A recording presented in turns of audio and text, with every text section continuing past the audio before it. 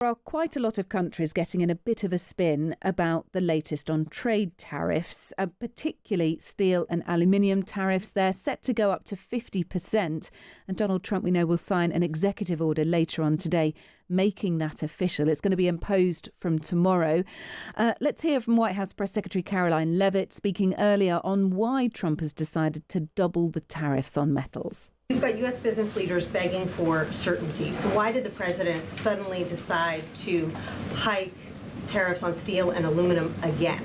You also have U.S. business leaders begging to meet with this president and begging to come to the White House to talk to him because they know that he is a negotiator in chief, that he's making good deals on behalf of the American worker and the steel worker, in particular when it comes to the steel and aluminum tariffs, which he discussed in his speech at length at Pennsylvania, and the need for them. The decision to hike up steel tariffs. Let's talk about that. And by the way, the latest from the UK is our Business Secretary, Jonathan Reynolds, is meeting fellow trade ministers today in Paris. He's also meeting his US counterpart, Jameson Greer. We don't know at the moment, the UK government unable to confirm today, whether we will be hit by those 50% tariffs on steel and aluminium. So that's still a bit of a TBC, I'm afraid. But for everyone else, it has to be a major concern, Julia.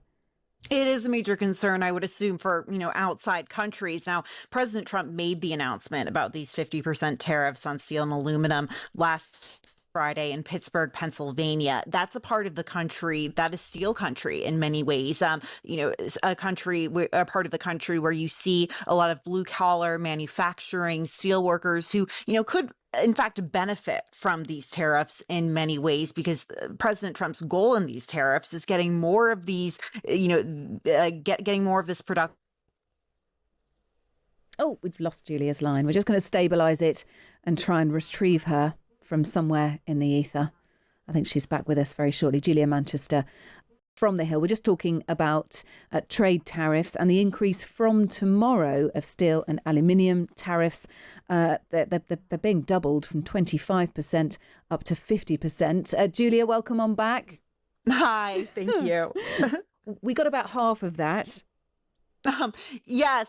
So, hopefully I'm not repeating myself too much, but look, this was welcomed by President Trump's political base because they see this as a means to move production of steel and aluminum and other materials like that here in the United States, and it would essentially boost American manufacturing. However, there is a real concern that this is going to impact the economy negatively by driving up the prices in the interim, the short term, on these goods and services. So, it comes as there's been, I think, a big backlash here in the United States to President Trump's tariffs, not these tariffs in particular, but, those widespread global tariffs that he announced on Liberation Day earlier in April, as he called it. There was even backlash among Republicans on those tariffs. So President Trump, once again, digging in on this, the issue of tariffs. We'll see if if there's any sort of negotiation reached here. We know that President Trump has used tariffs as a way to negotiate with other countries to get better trade deals, but there certainly is anxiety around this. Yeah, Reuters reporting today that the Trump administration wants countries to provide their best offer on trade negotiations by tomorrow. So in other words, what are you going to give us if you want us to take those tariffs down? They were announced, of course, on Liberation Day, April the 9th. There was a 90-day pause that is in place until July the 8th. So he's put that kind of self-imposed deadline in, I suppose. I mean, it is an awful lot of work that the Trade Department is going to have to do with this. The only country to secure anything like a trade deal is the UK. But most importantly, as I said, our trade secretary, our business secretary is meeting his counterpart, Jameson Greer. The UK tariffs still stand. There's been no evidence of this trade deal actually coming into place. It's still being negotiated. So that is still really loose. It's certainly not kind of, business done as far as the UK is concerned either. Do we know anything more at all? Have you heard anything on the Hill at all about our business secretary meeting Jameson Greer and what might come of this meeting?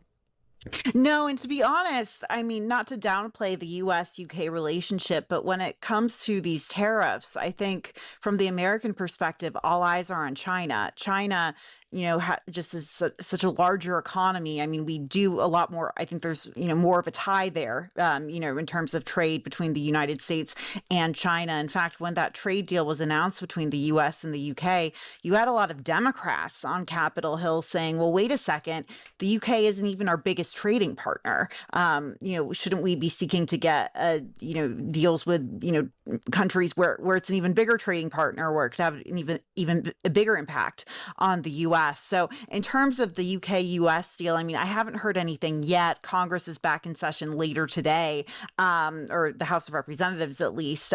So we could hear more on that end, but so far so quiet. Yeah, Donald Trump's due to speak to Xi Jinping, the Chinese Prime Minister, at some point over the next week, but we're still waiting to hear on that one. And there's a bit of a war of words going on between both countries over these trade tariffs.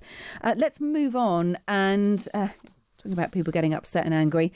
Elon Musk has ramped up his criticism of Donald Trump's massive, outrageous, pork-filled, disgusting abomination that will expand the already gigantic budget deficit. That's the quote. What's he talking about, Julia? So he's talking about President Trump's legislative agenda that President Trump and House Republicans worked pretty tirelessly to pass through the House of Representatives last month. It now sits in the Senate, and we see that it is up for debate in the Senate. There isn't a lot of room for Republican senators to change the language in that bill, even though there are Republican senators like Senator Rand Paul from Kentucky, for example, who has sparred with the White House over the bill for many of the same reasons that Elon Musk is sparring with him over the bill. Elon Musk saying this is, adds too much to the deficit. There's too much pork. DOGE cuts, the Department of Government Efficiency cuts, aren't being codified in this legislation. So that's what you're seeing from Elon Musk. You see it echoed from some conservatives, but this certainly creates, I would imagine, tension between the White House and Elon Musk here, because this was a piece of legislation that President Trump was very, very involved in. He even traveled to Capitol Hill to meet with Republican lawmakers and to essentially push a number of holdouts to vote for the bill. Ultimately, there was only one Republican lawmaker that didn't vote for the bill. But this is Elon Musk, less than a week after leaving the White House and his official role, still very much being involved in politics. Yeah, certainly. Caroline Leavitt, the White House press secretary, was asked about this earlier as well. She said the president already knows where Elon Musk stood on this bill. It doesn't change the president's opinion. This is one big, beautiful bill, and he's sticking to it, she added. I mean, this bill is, and we can't kind of underpitch this at all, can we? It is an absolutely huge commitment, and it is completely designed to make Americans feel better off, isn't it? To use some of the money raised by trade tariffs created by government efficiencies. Well, it's President Trump's legislative agenda. This is, we saw during his first 100 days in office, he pushed through a number of these executive orders and executive actions.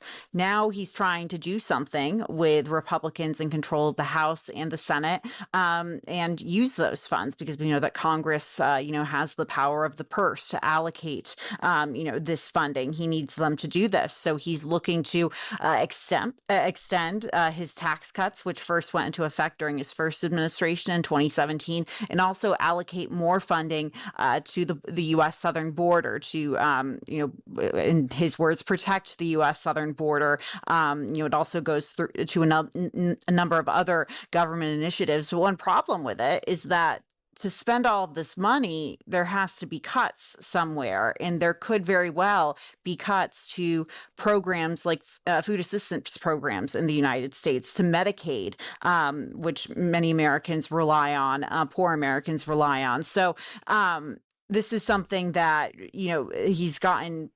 President Trump has gotten targeted on from the political left, but now we're seeing the political right, him being targeted by them as well. Yeah, finally, President Trump's confirmed his Justice Department. They're going to investigate pardons that Joe Biden gave to his family in his final days in office. Why? Well, the issue the White House believe that's there is that some of the pardons were e-signed instead of signed by the hand of Joe Biden, which might mean that they're invalid, signed with an auto pen, effectively. Senior White House correspondent for Fox News, Peter Doocy, showcased the signatures during Levitt's briefing earlier. There is one that looks different. It looks authentic. In fact, if you look at the last name, it almost looks like the president was having a hard time spelling his last name there. Is this White House of the opinion that the only pardon that would count is one that the president signed himself? It's very interesting. Very interesting props. If you want to bring them to my office later so I can take a closer look, I would like to do that. The president is making a good point when he discusses the usage of the auto pen. Who was running the country for the past 4 years? Perhaps those documents were signed with the auto pen, something that this, I believe the Department of Justice is looking into. As you saw, Ed Martin made an announcement at the Department of Justice this morning to launch an investigation because the American people deserve answers. Yeah, so it calls into question whether Biden was competent and whether others were taking advantage of him through the use of an auto pen or other means. Will these claims fly, do you think? What is the general appetite for the dubiance around this? Well, it comes as you've had a number of tell-all books, including one by CNN anchor Jake Tapper and Axios's Alex Thompson, which essentially detail what, who knew what during the final days of the Biden administration in terms of his, mental and physical acuity, and raises a lot of questions on that end. It also comes, amid President Biden's, cancer diagnosis. It comes as he's stepping back into the spotlight, talking to the press more. So I think with all of those factors taking place, there is a bit of an appetite for this, particularly on the political right. But we are seeing a lot of Democrats and, former Biden allies really start to distance themselves from the former president because we're seeing that these allegations, these claims aren't going away. Julia, really good to hear from you. Thank you. Juila Manchester is national political reporter at The Hill. We'll speak again soon.